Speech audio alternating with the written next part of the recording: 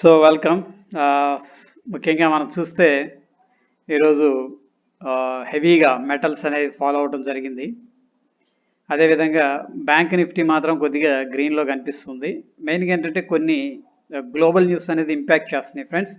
దాంట్లో ముఖ్యంగా మనం చూసుకున్నట్లయితే నిన్న చూస్తే చైనాలో ఇన్ఫ్లేషన్ రేట్ అనేది ఏంటంటే ప్రీవియస్గా మంత్తో కంపేర్ చేస్తే 0.9% ఉంది. బట్ ఆ ఇన్ఫ్లేషన్ అనేది పెరిగిందనమాట. ఇన్ఫ్లేషన్ అంటే ఫ్రెండ్స్ ఇక్కడ ఏంటంటే ఒక రకంగా లివింగ్ కాస్ట్ పెరిగిపోయింది. అంటే మన వెజిటబుల్స్ కానీ ఓకే ఏదైనా ఐటమ్స్ కానీ వాటి ప్రైస్ అనేది పెరిగిపోతుంది అనమాట. Okay, it's not good sign. And next మనం ఈరోజు చూసుకున్నట్టయితే మెయిన్ మనం చూసుకోవాల్సింది ఏంటంటే యుఎస్ డేటా. ఓకే, ఎందుకంటే ఇది ఒక మనకి గైడ్ చేస్తూ ఉంటుంది మార్కెట్ని. దీంట్లో మనం చూడాల్సింది ఏంటంటే ఈ రెండు కూడా వెరీ వెరీ ఇంపార్టెంట్. అదేవిధంగా DAX, claimant count, unemployment rate. So ముఖ్యంగా మనం ఈ ఇన్ఫ్లేషన్ ఏదైతే ఉందో ఇది ఇన్ఫ్లేషన్ అంటే అనుకున్నాం కదా, ఒక రకంగా రేట్లు పెరిగినాయి. ఎందుకంటే ముఖ్యంగా న్యాచురల్ గ్యాస్ ప్రైసెస్ అనేది చాలా పీక్గా పెరిగిపోతూ ఉన్నాయి. ఓకే, అది ఒక రీజన్ అనమాట ఇక్కడ. సో ప్రీవియస్ మంత్ 7.9 ఉంది, బట్ ఈ మంత్ ఏంటంటే డ్రాస్టిక్గా పెరిగిపోయింది 8.5. సో ఇది మంచి సైన్ కాదు, గుర్తుపెట్టుకోండి. నెక్స్ట్ సిపిఐ అంటాం. యాక్చువల్గా ఏంటంటే ఇది పర్చేసింగ్ పవర్ అనమాట. అంటే ఎక్కువ మంది హౌస్ ఐటమ్స్ కానీ ఇవన్నీ కొనుగోలు చేస్తుంటారు కదా, అంటే రొటేషన్ అనేది జరుగుతూ ఉండాలి ఎకనామీలో. సో దీన్ని మనం సిపిఐ కూడా అంటాం, కోర్ పర్చేసింగ్ ఇండెక్స్ అంటాం. ఓకే, ఈ ఇన్ఫ్లేషన్ అనేది ఏంటంటే మనకి పెరిగింది స్లైట్లీ. ప్రీవియస్గా మంత్ 6.4 ఉంది, ఇప్పుడు 6.5 ఉంది. ఇది good sign slightly, but inflation అనేది కంట్రోల్లో లేదు, ఇది బ్యాడ్ సైన్ అనమాట. అదేవిధంగా అన్ఎంప్లాయ్మెంట్ రేట్ అనేది తగ్గింది. ఓకే, ప్రీవియస్గా కంపేర్ చేస్తే ఒక 0.10% అనేది తగ్గింది. ఈ క్లైమేట్ కౌంట్ చేంజ్ అంటే ఫ్రెండ్స్ ఇక్కడ మనకేంటంటే ఏదైతే జాబ్స్ లేనప్పుడు ఏంటంటే వాళ్ళు పథకాలకు అప్లై చేసుకుంటారు బెనిఫిట్స్ కోసం. ఓకే, ఆ పథకాలకి ఏదైతే అప్లై చేసుకుంటున్నారో అది తగ్గుతూ వస్తుంది అనమాట. ఓవరాల్గా మనకి ఎకనామీ అనేది రికవరీలో ఉంది కాబట్టి సో ఈ కౌంట్ అనేది తగ్గుతూ వస్తుంది. ఇది డెఫినెట్గా మనకి ఏంటంటే ప్లస్ అవుతుంది. ఒకసారి మనం డౌ జోన్స్ అనేది చూద్దాం. చూస్తే ముందు హ్యూజ్గా మనకి అప్ సైడ్ వెళ్ళడం జరిగింది. ఇక్కడ పోర్ట్ఫోలియోలో డౌ జోన్స్ మనం అబ్జర్వ్ చేస్తే ఇది ఒకనొక టైంలో 200 పాయింట్స్ కూడా పెరగడం జరిగింది. బట్ హైయెస్ట్ లెవెల్ దగ్గర మనకి స్టేబుల్ అయితే అవ్వలేదు. ఇమీడియట్గా ఏంటంటే అక్కడ నుంచి కూడా ప్రాఫిట్ బుకింగ్ అనేది చూడండి, మనకి 34,500 లెవెల్ దగ్గర 460 దగ్గర అక్కడ నుంచి కూడా మార్కెట్ అనేది డ్రాప్ అవుతూ వస్తుంది అనమాట. సో దీన్ని దృష్టిలో పెట్టుకొని మనకేంటంటే ఈ ఎండ్ ఆఫ్ ద డేకి ఎలా ఉంటుంది అంటే రేపు మార్నింగ్కి డౌ జోన్స్ ఫ్యూచర్స్ అనేది ఎలా ఉంటుంది అని చెప్పేసి అది మనం వాచ్ చేస్తూ ఉండాలి. దాని తర్వాత ఫ్రెండ్స్ మనకి ప్రస్తుతానికి అయితే నిఫ్టీ 50 ఫీచరు ఇంకా వీక్గానే కనిపిస్తుంది. ఇది వచ్చేసరికి మనకి ఎస్జిఎక్స్ నిఫ్టీ 17,628లో ట్రేడ్ అవుతుంది. ప్రస్తుతానికి 95 పాయింట్స్ అనేది అప్రాక్సిమేట్ మైనస్గా ట్రేడింగ్ అనేది అవుతుంది. ఇది ఒక రకంగా ఏంటంటే గ్యాప్ అప్ జరిగింది, బట్ గ్యాప్ అనేది స్టేబుల్ అవ్వలేదు ఫ్రెండ్స్ ఇక్కడ డౌ జోన్స్ అనేది. ఓకే, సో దానికి మెయిన్ రీజన్స్ మనం చూసాం. ఇప్పుడు ఇన్ఫ్లేషన్ ఒకటి, అంటే రేట్లు పెరిగిపోతూ ఉన్నాయి, ఎఫర్డబుల్ ప్రైసెస్ కాదు రేట్లు పెరగటం అనేది. నెక్స్ట్ మనకేంటంటే ఏదైతే కరోనా వైరస్ ఉందో దీని మీద కూడా కొంచెం చైనా లాక్డౌన్ విధించడం, ఇవన్నీ కొత్త ఈవెన్ జపాన్లో కూడా కొత్త కేసెస్ అనేవి రావడం, కొంచెం ఈ ఇంపాక్ట్ అనేది ఫియర్ అనేది మార్కెట్లో కనిపిస్తుంది అనమాట. ఎటువంటి పాజిటివ్ సైన్స్ అనేవి మార్కెట్లో కనిపించట్లేదు. అందుకని ఏంటంటే మార్కెట్స్ అనేవి పడిపోవడం జరుగుతుంది. దానికంటే ముందు మన ఇండియా కంట్రీ నుంచి అవుట్ఫ్లో అనేది జరుగుతుంది.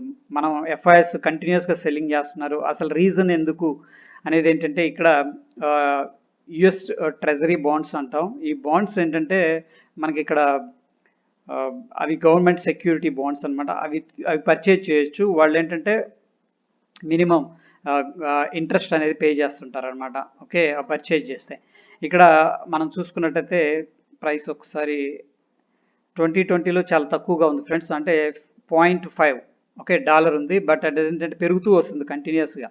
సో అక్కడ బాండ్లో ఇన్వెస్ట్ చేయడం వల్ల ఏంటంటే వీళ్ళకి మంచి రిటర్న్స్ వచ్చే అవకాశం ఉంది. చూడండి ఇది చాలా తక్కువగా ఉంది, 0.5 0.6 అలా ఉంది. అక్కడ నుంచి కూడా 2.7కి వెళ్ళింది. సో కంటిన్యూస్గా బాండ్ ప్రైసెస్ అనేవి, ఈల్డ్ ప్రైసెస్ అనేవి పెరగటం వల్ల వీళ్ళేంటంటే ఈ ఇన్వెస్టర్స్ అనేవాళ్ళు ఇక్కడ ఏదైతే ఈక్విటీలో ఇన్వెస్ట్ చేశారో ఈ అమౌంట్ మొత్తాన్ని కూడా తీసుకెళ్ళి యుఎస్ మార్కెట్లో బాండ్స్ పర్చేజ్ చేయటం అలా జరుగుతుంది అనమాట. అందుకని మనకి ఎఫ్ఐఎస్ కంటిన్యూస్గా సెల్లింగ్ ప్రెషర్ అనేది కనిపిస్తుంది. దీనివల్ల ఓవరాల్గా ఏంటంటే మనకి నెగిటివ్గా అవుట్ఫ్లో అనేది అంటే ఎవ్రీ వీక్ కావచ్చు, మంత్లీ బేసిస్లో కావచ్చు, కంటిన్యూస్గా అవుట్ఫ్లో అనేది మనం క్లియర్గా చూస్తూ ఉన్నాం ఎఫ్ఐఐ దగ్గర నుంచి. బట్ ఇండియన్ డొమెస్టిక్ ప్లేయర్స్ అయితే కీప్ ఆన్ బయింగ్, ఎందుకంటే ఇండియా గ్రో అవుతుందనే ఉద్దేశంతో, ప్లస్ వాళ్ళు కొంత మేక్ ఇన్ ఇండియా పాలసీ ఇవన్నీ కూడా బెనిఫిట్స్ ఏమన్నా ఉంటాయేమని చెప్పేసి కొంత ఇన్వెస్ట్మెంట్ డిప్ బయింగ్ అయితే చేయడం జరుగుతుంది. ఓవరాల్ పిక్చర్ అయితే ఎఫ్ఐఎస్ కంటిన్యూస్గా సెల్లింగ్ చేస్తున్నారు. దానికి మెయిన్ రీజన్ ఏంటంటే ఫ్రెండ్స్ మనకి ఇక్కడ బాండ్ ఈల్డ్ ప్రైసెస్ అనేది రైజ్ అవడం. నెక్స్ట్ ఇండియాలో ఇంకా కమింగ్ డేస్లో ఇన్ఫ్లేషన్ అనేది ఇంకా పెరిగే అవకాశం ఉందని చెప్పేసి ఒక ఫోర్కాస్టింగ్ కూడా చేయడం జరుగుతుంది. దానివల్ల ఏంటంటే అవుట్ఫ్లో అనేది కనిపిస్తుంది. ఓకే, సో ఓవరాల్గా ప్రస్తుతానికి అయితే మనకి అంత పాజిటివ్గా ఏం లేదు. రేపు మార్నింగ్కి ఎలా క్లోజింగ్ అనేది అవుతుంది అనేది ఒకసారి చూద్దాం ఫ్రెండ్స్. ఒకసారి మనం ఈరోజు బ్యాంక్ నిఫ్టీ చార్ట్ అనేది డైలీ టైం ఫ్రేమ్లో ఒకసారి అనాలిసిస్ చేసుకుందాం. ఈవెన్ నిఫ్టీ కూడా అనాలిసిస్ చేద్దాం.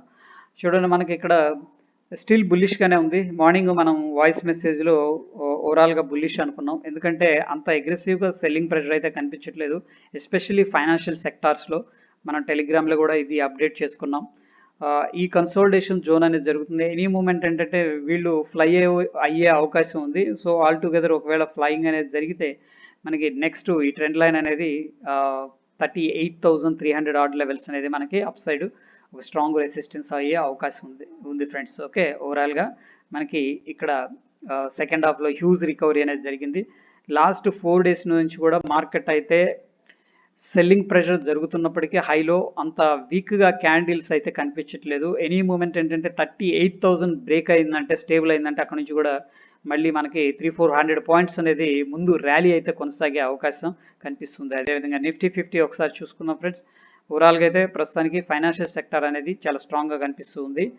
సో మనకి ప్రస్తుతానికి అయితే ఒక రెస్పెక్టెడ్ ట్రెండ్ లైన్ అనేది కనిపిస్తుంది నిఫ్టీలో. కొంత నిఫ్టీ కంపారిటివ్లీ ఏంటంటే వీక్నెస్ అనేది కనిపిస్తుంది ఫ్రెండ్స్. ఒకసారి మనకి ఇక్కడ అవర్లీ టైం ఫ్రేమ్లో చూద్దాం. అవర్లీ టైం ఫ్రేమ్లో ఏంటంటే మనకు ఒక ఛానల్ అనేది ఫార్మేషన్ జరుగుతుంది. ఇక్కడ ఈ లెవెల్ 17,600 ఆడ్ లెవెల్ అనేది బ్రేక్అవుట్ జరిగి అక్కడ స్టేబుల్ అయితే చిన్నగా ఏంటంటే మెల్లగా మనకి 18,000 క్రాస్ అయ్యే అవకాశం ఉంది. 18,000 క్రాస్ అయింది అంటే ఫ్రెండ్స్ మనకి ఈ లెవెల్ అనేది ఈజీగా బ్రేక్అవుట్ చేసింది ఫ్రెండ్స్. 18,600 అనేది పెద్ద విషయం కాదు, ఎందుకంటే మనకి ఈ ఏదైతే ట్రెండ్ లైన్ ఉందో ఆ ట్రెండ్ లైన్ అనేది బ్రేక్అవుట్ అనేది జరిగి దానిపైన స్టేబుల్ అనేది జరిగితే మనకి ఈజీగా ఆల్ టైమ్ హై ఏదైతే ఉందో 18,600 ఆ లెవెల్ని అయితే బ్రేక్అవుట్ చేయడం అయితే జరుగుతుంది. ప్రస్తుతానికైతే నిఫ్టీ మాత్రం అవర్లీ టైం ఫ్రేమ్లో ఒక ట్రెండ్ లైన్ని రెస్పెక్ట్ చేస్తూ మార్కెట్ స్లోగా స్లిప్ అవుతూ వస్తుంది. నెక్స్ట్ సపోర్ట్ పాయింట్స్ ఫ్రెండ్స్ మనం అబ్జర్వ్ చేస్తే ఈ లెవెల్స్ అనేది వెరీ వెరీ ఇంపార్టెంట్. 17,350. ఓకే, ఎందుకంటే మనకు ఒక గ్యాప్ ఉంది. ఈ గ్యాప్ దగ్గర మార్కెట్ ఏమన్నా ఒకవేళ స్ట్రాంగ్గా డిప్ అయితే ఇక్కడ నుంచి కూడా బయింగ్ అయితే యాక్టివిటీ కనిపించవచ్చు. ఇది మనకి బయింగ్ రియాక్షన్ జరిగే యాక్టివిటీ ఏరియా. ఓకే, అదేవిధంగా ఒకసారి అవర్లీ టైం ఫ్రేమ్లో మనం చూసుకున్నట్టయితే అవర్లీ టైం ఫ్రేమ్లో మనకి ఆల్మోస్ట్ గ్యాప్ అయితే ఫిల్ అయింది ఆల్మోస్ట్. సో ఈ లెవెల్ అనేది చూడండి, గమనించండి, ఇక్కడ మనకి 37,930-40 ఆర్డ్ లెవెల్స్ అనేది బ్రేక్అవుట్ జరగాలి. బ్రేక్అవుట్ జరిగితే నెక్స్ట్ ఇక్కడ ట్రెండ్ లైన్ అనేది మనకి రిజెక్ట్ చేసే అవకాశం ఉంది. ఈ ట్రెండ్ లైన్ అనేది బ్రేక్అవుట్ జరిగితే మాత్రం మనకి ఒక షార్ప్ ర్యాలీ అయితే అప్ సైడ్ అయితే వచ్చే అవకాశం ఉంది. సో ఓవరాల్గా ఏంటంటే మనకి డౌ జోన్స్ అనేది ప్రస్తుతానికి పాజిటివ్గా ట్రేడ్ అవుతుంది. బట్ ఎండ్ ఆఫ్ ద డేకి అంటే మనకి మార్నింగ్ రేపటికి ఓపెన్ అయ్యేసరికి ఇక్కడ ఇది ఎలా క్లోజ్ అవుతుంది అనేది వాచ్ చేద్దాం. ఓకే, అండ్ ఓవరాల్గా ఏంటంటే ప్రస్తుతానికి మనకి డౌ జోన్స్ నుంచి పాజిటివ్ రెస్పాన్స్ కనిపిస్తూ ఉంది. అదేవిధంగా బ్యాంక్ నిఫ్టీ ఏదైతే మనం చూస్తున్నామో బ్యాంక్ నిఫ్టీ అయితే అవర్లీ టైం ఫ్రేమ్లో ఎక్సలెంట్గా ప్లేసింగ్ అనేది అయింది. బట్ ఏంటంటే ఈ లెవెల్ అనేది మనకి క్రూషియల్ లెవెల్ అనమాట. అది ఫ్రెండ్స్ ఈ రోజుకి. ఓకే, స్టే ట్యూన్, ధన్యవాదాలు.